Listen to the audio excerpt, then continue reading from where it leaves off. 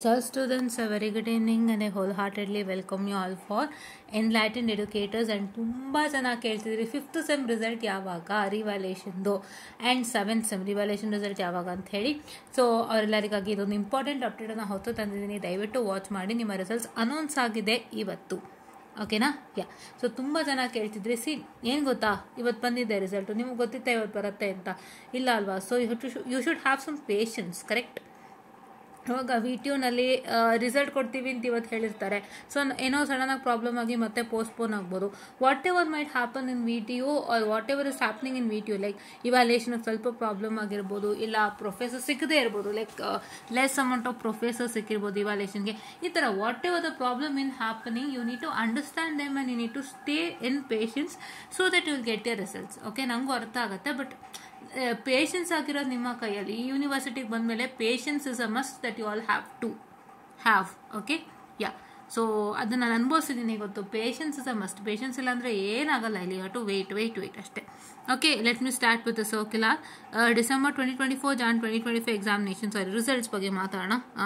ಈಗ ಇಲ್ಲಿ ನೋಡಿ, ಇದನ್ನು ಕ್ಲಿಕ್ ಮಾಡ್ತೀನಿ. It is been announced on March 28, that is today at 4:40 PM.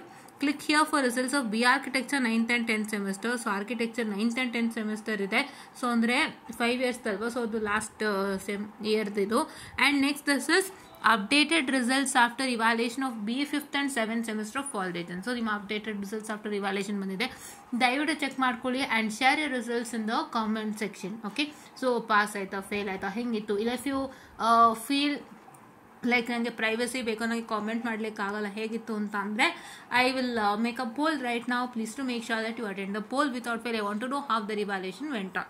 Right, ನೀವು ಪಾಸ್ ಆದ್ರಿ ಫೇಲ್ ಆದ್ರಿ ಅದಲ್ಲ, ಹೆಂಗೆ ರಿವ್ಯಾಲ್ಯೂಯೇಷನ್ ಆಯಿತು and how did you feel? Because ಸುಮಾರು ಜನ ಚೆನ್ನಾಗಿ ಬರ್ದಿದ್ದು ರಿವ್ಯಾಲ್ಯೂಯೇಷನಲ್ಲಿ ಕೊಟ್ಟಿರಲ್ಲ, ಏನೋ ಒಂದು ಆಗಿರುತ್ತಲ್ವ. ಸೊ ಅದನ್ನ ನಮ್ಮ ಹತ್ರ ಶೇರ್ ಮಾಡ್ಕೊಳ್ಳಿ ದಯವಿಟ್ಟು. Will make sure that will corrected in the next. ಅಂದರೆ ನಾವು ಮಾಡೋಕ್ಕಾಗಲ್ಲ, ವಿಟಿಯುನೇ ಕರೆಕ್ಟ್ ಮಾಡಬೇಕು, ಬಟ್ ಅದಕ್ಕೆ ನಾನೊಂದು ಪರಿಹಾರವನ್ನು ಕೊಡೋಣ, ಆಯಿತಾ? And if anybody is facing a problem within your college or anybody is facing problem like ವಿಟಿಯುಂದೇನೋ ಸಣ್ಣ ಪುಟ್ಟ ಪ್ರಾಬ್ಲಮ್ಗಳಾಗಿರ್ಬೋದು, ಅದು ನಿಮಗೆ ಸೆಟ್ ಆಗದೇನೆ ಇರ್ಬೋದು. ಸೊ ಈ ಥರ whatever the problem you are facing, I kindly request you to speak to Anvith Kateel ಅಣ್ಣ. ಅನ್ವಿತ್ ಕಟೀಲ್ ಅಣ್ಣದು ನ್ಯಾಯ ಯಾತ್ರೆ ನಡೀತಾ ಇದೆ. So it is having a different name. ವಿಜಯ ಯಾತ್ರೆ, ನಾಟ್ ವಿಜಯ ಯಾತ್ರೆ, I'm very sorry for the distraction guy, sorry.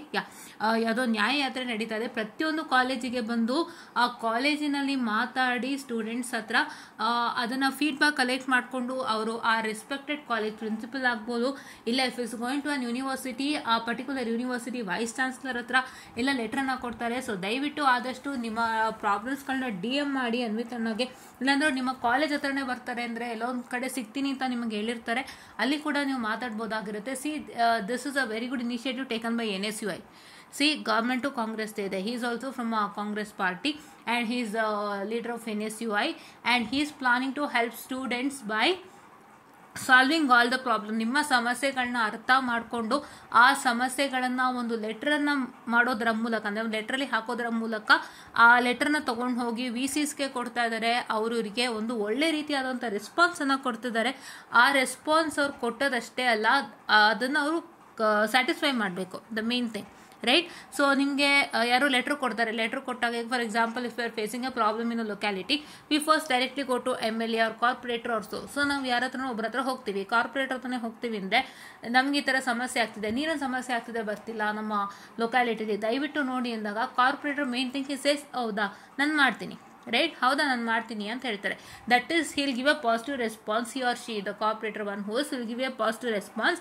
But that positive response ಏನಿದೆ ಅದನ್ನು ಅವರು ಫುಲ್ಫಿಲ್ ಮಾಡಬೇಕು. ಸೊ ಅದೊಂದು ಮೇನ್ ಇಂಪಾರ್ಟೆಂಟ್ ಥಿಂಗ್. ಅದನ್ನು ಖಂಡಿತ ಫುಲ್ಫಿಲ್ ಮಾಡ್ತಾರೆ ಅನ್ನೋಂಥ ನಂಬಿಕೆ ನನಗಿದೆ. ಬಿಕಾಸ್ ಅವರು ನಾನು ನೋಡ್ತಾ ಇರ್ತೀನಿ ಪೋಸ್ಟ್ನ, ಅನ್ವಿತ್ ಕಟೀಲ್ ಅಣ್ಣ ಅವ್ರದ್ದು ಎಲ್ಲ ವೈಸ್ ಚಾನ್ಸಲರ್ ಹತ್ರ ಮಾತಾಡಿದ್ದಾರೆ. ಅವರೆಲ್ಲ ಒಳ್ಳೆ ಒಂದು ಭರವಸೆನ ಕೊಟ್ಟಿದ್ದಾರೆ, ನಾವೆಲ್ಲನೂ ಸರಿ ಮಾಡ್ತೀವಿ ಅಂತ.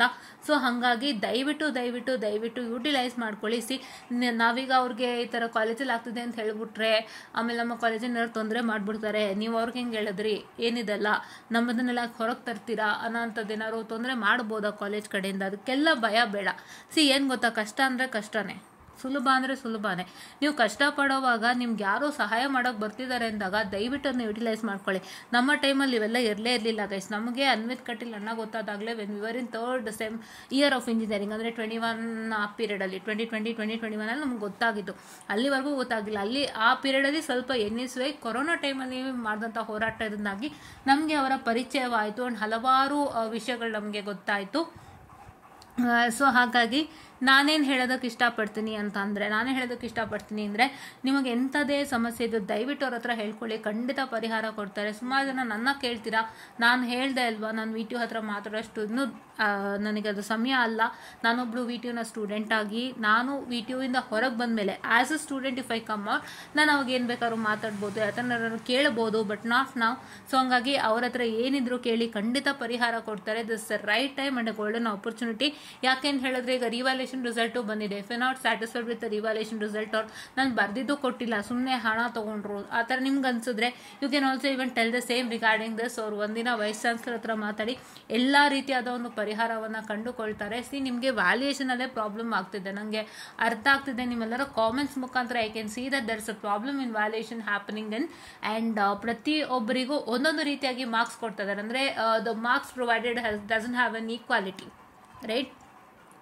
ಒಬ್ಬೊಬ್ಬರು ಪ್ರೊಫೆಸರು ಅಯ್ಯೋ ಪಾಪ ಅಂತ ಕೊಡೋರಿರ್ತಾರೆ, ಒಬ್ಬೊಬ್ಬರು ಸ್ಟ್ರಿಕ್ಟಾಗಿ ಕರೆಕ್ಷನ್ ಮಾಡ್ತಾರೆ.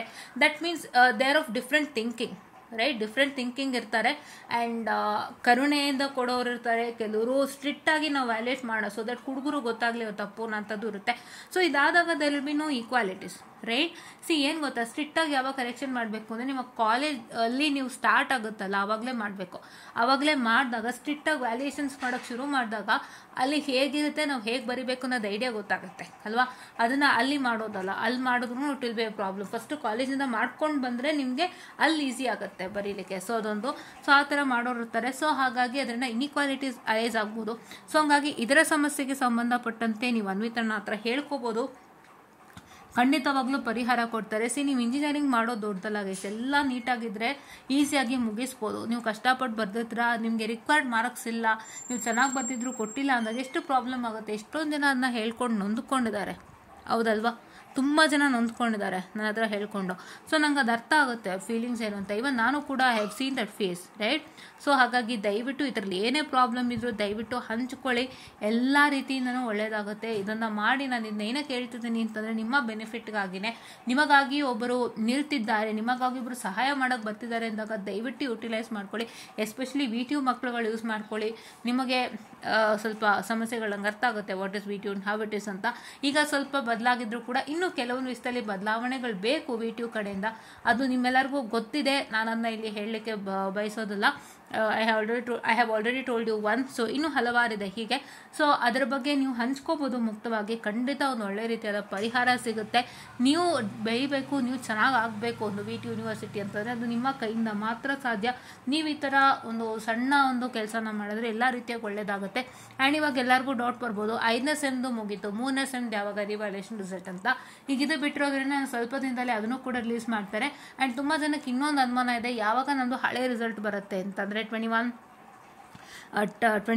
18, 17, 15 ಸೊ 17, 15 ಮತ್ತು 18 ನನಗೆ ಗೊತ್ತಿಲ್ಲ. ಸೊ ಅದು ಯಾವತ್ತು ಬೇಕಾದರೂ ಬರಬಹುದು, ಸ್ವಲ್ಪ ಅದು ಡಿಲೇ ಆಗುತ್ತೆ. ಬಟ್ ನಾನು ಕೇಳ್ಕೊಳ್ಳೋದು ಇಷ್ಟೇ, 3ನೇ ಸೆಮಿಸ್ಟ್ರದ್ದು ಇನ್ನೊಂದು ವಾರದಲ್ಲಿ ಬರುತ್ತೆ, ವೆಯ್ಟ್ ಮಾಡಿ. ಯಾರು ಟೆನ್ಷನ್ ಬೇಡ, ಭಯ ಬೇಡ, ಎಲ್ಲ ಒಳ್ಳೇದಾಗಲಿ ಅಂತ ನಾನು ಕೇಳ್ಕೊತೀನಿ. ಆ್ಯಂಡ್ ಈಗ ಬಂದಿರೋರ್ಗೂ ಒಳ್ಳೇದಾಗಿದೆ ಅಂತ ನಾನು ಅಂದ್ಕೊಂಡಿದ್ದೀನಿ.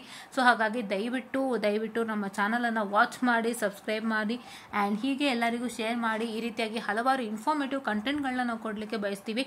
ಆ್ಯಂಡ್ ಮತ್ತೊಮ್ಮೆ ಹೇಳ್ತಾ ಇದ್ದೀನಿ, this is a very last call for aptitude classes starting from 30th of this month. Ugadi ಹಬ್ಬದ ದಿನದಿಂದ ಆಪ್ಟಿಟ್ಯೂಡ್ ಕ್ಲಾಸಸ್ ಸ್ಟಾರ್ಟ್ ಮಾಡ್ತಾ ಇದ್ದೀವಿ.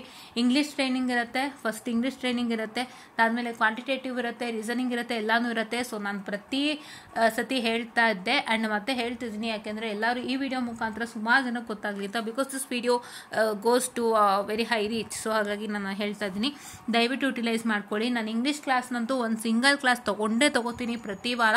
ಇಂಗ್ಲೀಷ್ ಕ್ಲಾಸ್ನಂತೂ ನಾನು ಅರ್ಧ ದಿನ, ಕಾಲು ದಿನಕ್ಕೆಲ್ಲ, ಅರ್ಧ ಕ್ಲಾಸು, ಕಾಲು ಕ್ಲಾಸ್ ಎಲ್ಲ ಮಾಡಲ್ಲ, ಕಂಪ್ಲೀಟಾಗಿ ಇಂಗ್ಲೀಷ್ 1 hour 1.5 hour ತೊಗೋತೀನಿ. ಇಂಗ್ಲೀಷ್ ನಿಮಗೆ ಬೇಕೇ ಬೇಕು.